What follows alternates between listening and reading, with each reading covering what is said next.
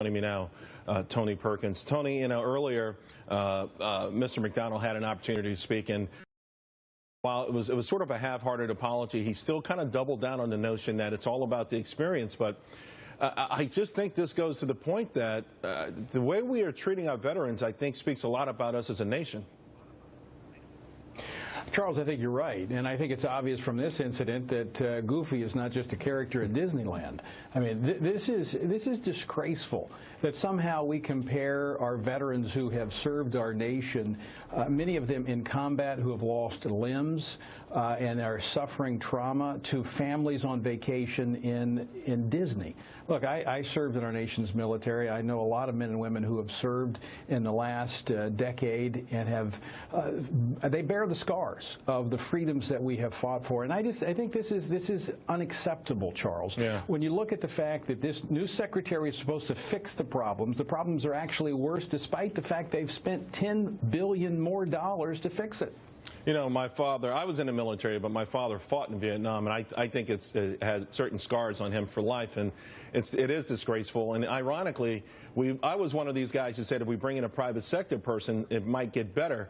But I think the issue is the built-in bureaucracy there, and also whoever the president is, it's got to give these people, no matter who runs it, the green light to make massive changes.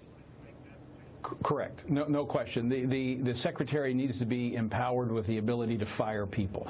That is a part of the problem in bureaucracy, period. But when we're talking about a situation where literally we know, Charles, this to be true, that people have died because they've not gotten the care they needed in the time that they needed to get it, we're not dealing with waiting in line an extra 30 minutes to ride a roller coaster. We're talking about whether or not someone might live or have the necessary treatment to make the quality of their life better based upon the service and sacrifices they've made. You know, Tony, most people who've been watching our network understand the big things has been the coverage of transgender bathrooms. It's a big controversy. That today in New York City was taken even a step further, because in New York City now you can choose between 31 different gender IDs. You could be a pan-gender, a two-spirit, a gender bender. There are all of these different things, and of course, people wonder, you couple this with things like safe spaces on colleges, and political correctness run amok. What's the danger of this?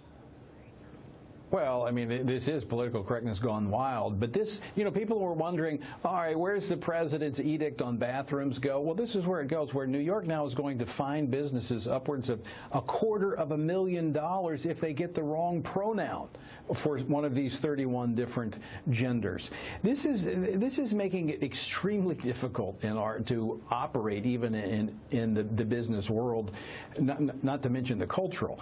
But, I mean, Charles, I just have to think that at some point businesses are going to push back on this, because this is getting very costly. Yeah. If you make a mistake, you're going to pay a huge fine, and this is not something that was done by by the legislature. This is done by the Human Rights Commission that is pushing this stuff forward, and it's just lunacy. Yeah, I hate to be the local New York City pizza shop that has to build out 31 separate bathrooms. Tony, hope to get you back next week perhaps and talk about this meeting with Donald Trump, you and the other evangelicals. I appreciate your time tonight.